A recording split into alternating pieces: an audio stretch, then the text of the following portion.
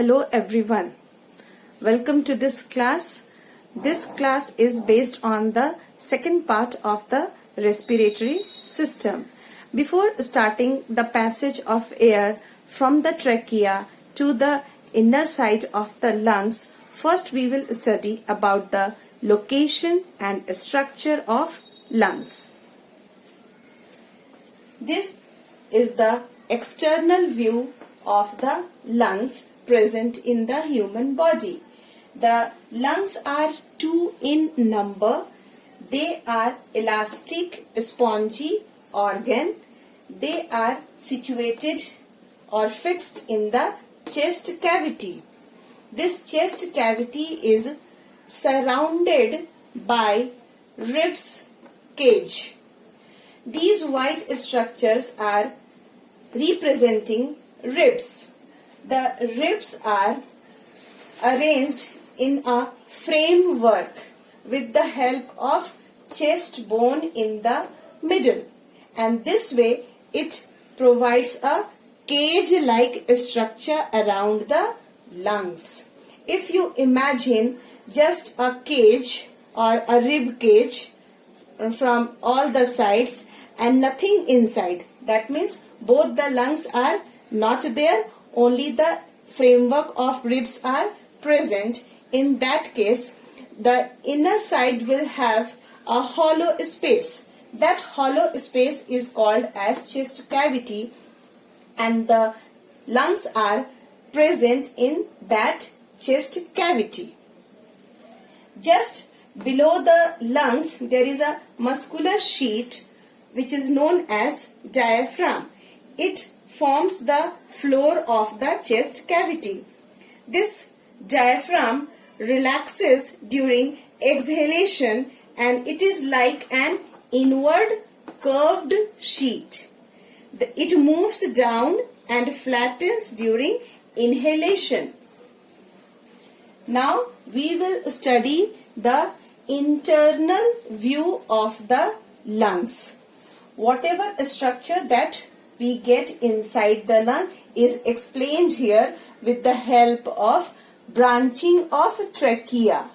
In this diagram you can see here the upper pipeline is showing the trachea. This trachea is also known as windpipe.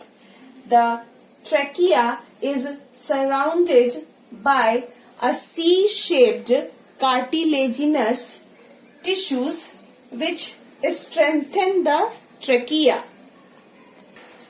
This trachea runs down the neck in front of the food pipe till the lungs, and it is supported by C-shaped cartilaginous rings. This trachea connects pharynx to the lungs and forms a passage of air to reach the lungs.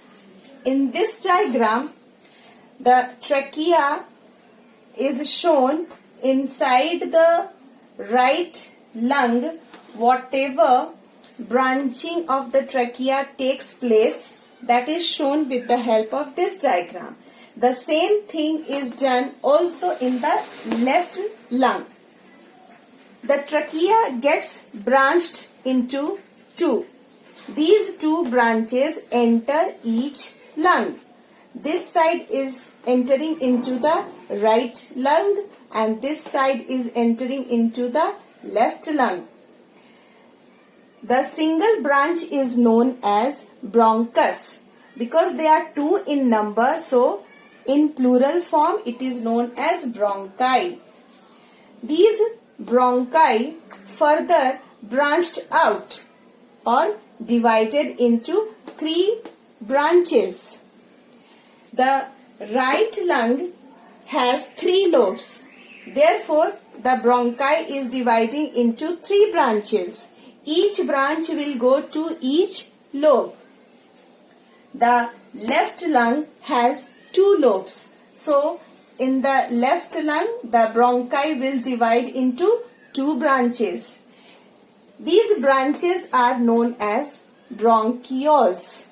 When the branching of bronchi further divides and then again subdivision takes place.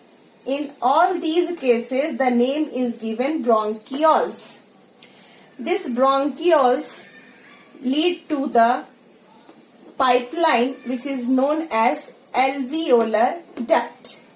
This alveolar duct joins bronchioles to this bunch of grape-like structure known as air sacs. It is also known as alveolar sac. This alveolar sac is made up of many small ball-like structure. Each ball is known as alveolus, and in plural they are many in number, so the term is given alveoli. This alveolar sac plays a great role in the exchange of gases inside the lungs. The alveolar sac is made up of very thin membrane, and that membrane helps in the process of exchange of gases. As the air, which is rich in oxygen, reaches the alveoli, the air enters into trachea, then to bronchi, then bronchioles, then coming to alveolar duct, and then to the alveoli. So the air which reaches the alveoli is rich in oxygen. The blood capillaries of alveoli contain blood rich in carbon dioxide. The oxygen from the inhaled air diffuses from the walls of the capillaries into the blood. This oxygen now combines with hemoglobin present in the blood, mainly in the red blood corpuscles of blood, forming oxyhemoglobin. In this form, the blood carries oxygen from the lungs and reaches to all the cells of the body. There, it delivers oxygen to the cells and sets free hemoglobin to carry oxygen further. Next one is the cellular respiration. That is taking place inside the cell. But how the lung gets carbon dioxide and how the carbon dioxide is expelled out, we are going to study. Inside a cell, a series of chemical reactions takes place, which breaks down glucose into carbon dioxide, water, and releases energy. The energy is stored in the form of adenosine triphosphate or ATP in the mitochondria. If you remember the structure of a single cell, then mitochondria is present in every cell. Now, the carbon dioxide combines with hemoglobin and forms carbaminohemoglobin.